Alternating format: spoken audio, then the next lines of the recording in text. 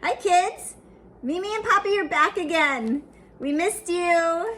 And today we have a very special story just for Ryder's birthday. This is a story that Ryder's already heard before, but he loves this story. And Mimi and Poppy, we changed it just a little bit. It's called Ryder's Booger. Happy birthday, Ryder.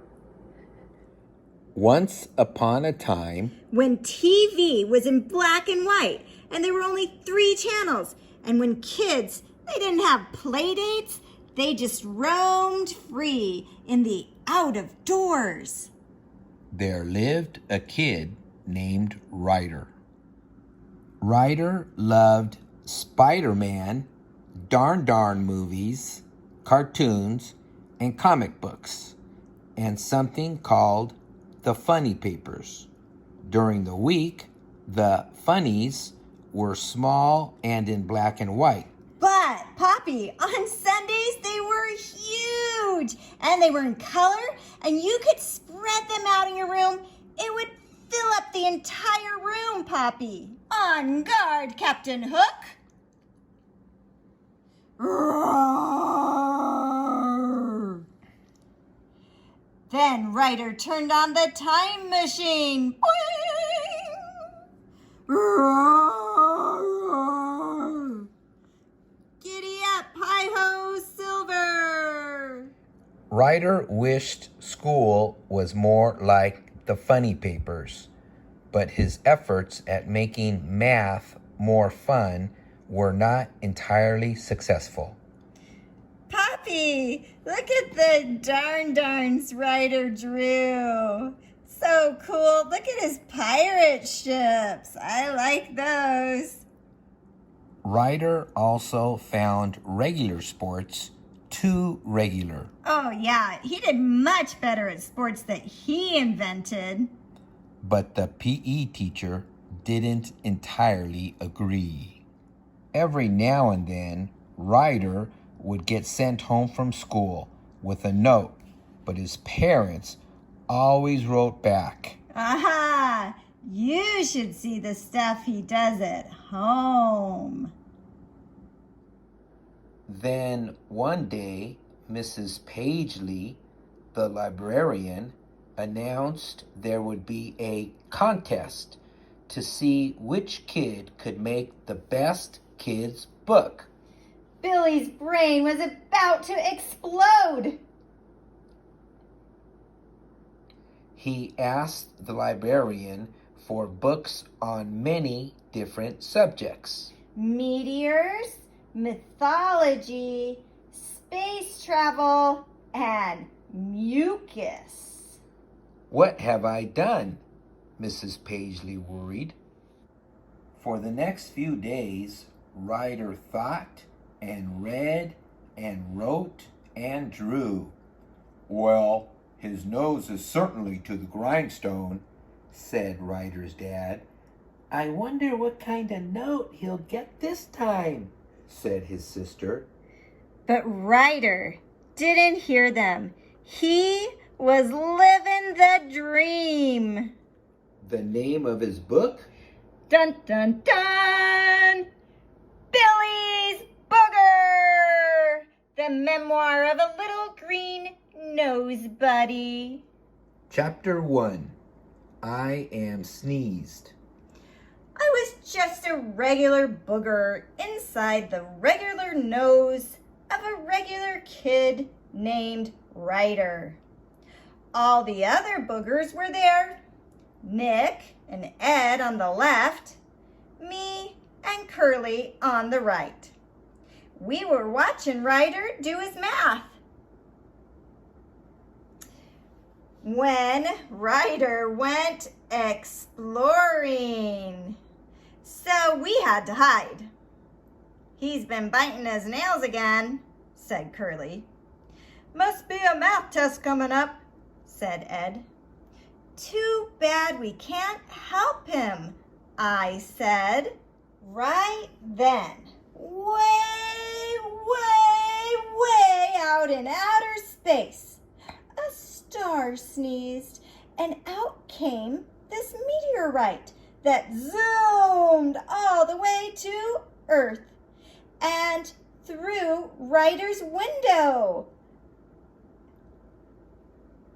The meteorite bonked Ryder right on the top of his head. We were all knocked out cold. Then Ryder sneezed. Achoo!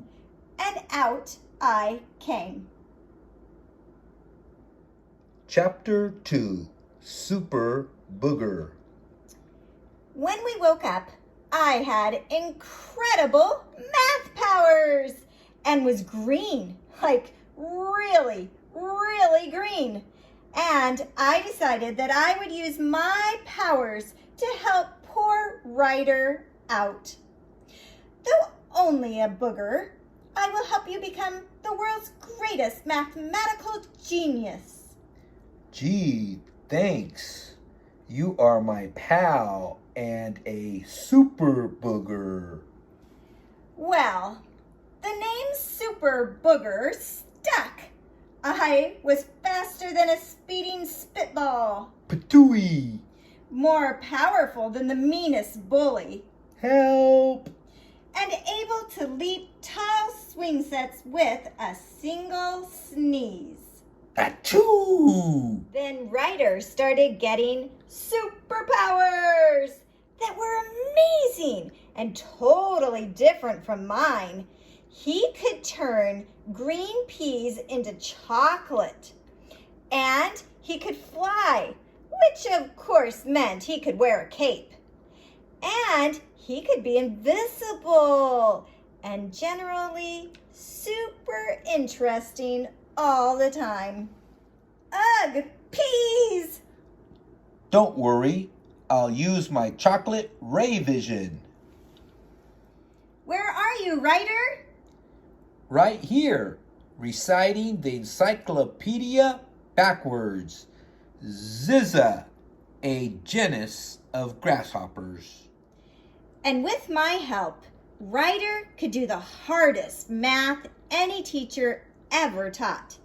Even the president asked Ryder math advice. Ryder, can you help me? I've got to know how many candy bars we need to give to all the kids of the US of A. My calculations show that 4 bazillion candy bars should do it. That's 1,000 a year per kid. Thanks, Ryder. Sure, Prez. Chapter 3. And so, Ryder became the go-to kid on the whole darn planet when it came to math stuff and bad guys and supervillains and crime. Nick and Ed and Curly just stayed no side. They got gypped on the superpowers. But whenever ever the need arrived, I'd blast out of Ryder's nose and we would save the day. Out, out, and away. The end. Don't bet on it. Principal Blisterbomb would be the judge for the contest. Ryder liked the principal. He got sent to him all the time, especially during the science fair. He called Ryder one of the most challenging students ever. So the day the winners were announced, Ryder was pretty excited. But he didn't win first place. He didn't win second place. He didn't win third place.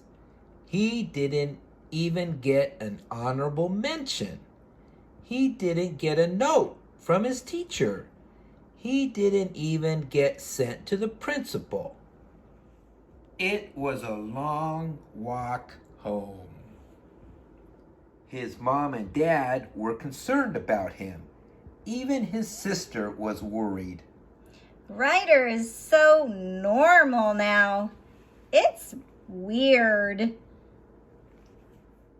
A week or so later, Ryder glumly took all the library books back. Even the ones about mucus. Mrs. Paisley smiled at him in a nutty sort of way. Then Ryder heard laughing. Some of his friends and some older kids were at a table reading a book. This is hilarious. I want to check this out next. This book should have won something. I put all the contest books in the library, said Mrs. Paisley, but yours is checked out the most, Ryder. He hadn't won first, or second, or third, or an honorable mention, but his book was now in the library, and it was checked out the most. This made Ryder smile in a Ryder sort of way. You got a 20 in imagination, said one of Ryder's pals, but Ryder didn't hear him. His mind was on fire. He wasn't so normal anymore, and he was still Mr. Blisterbaum's most challenging student. And the walk home, it was just the beginning of a long, long adventure. The end.